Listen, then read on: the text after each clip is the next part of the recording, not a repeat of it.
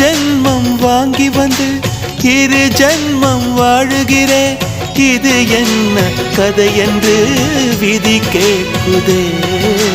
மாயமா என் கண்ணீர் மாறுமா? எங்கேயோ தொலைந்த விதை இங்கே வந்து பூத்ததென முல்லை பூ என்றிருந்தேன்.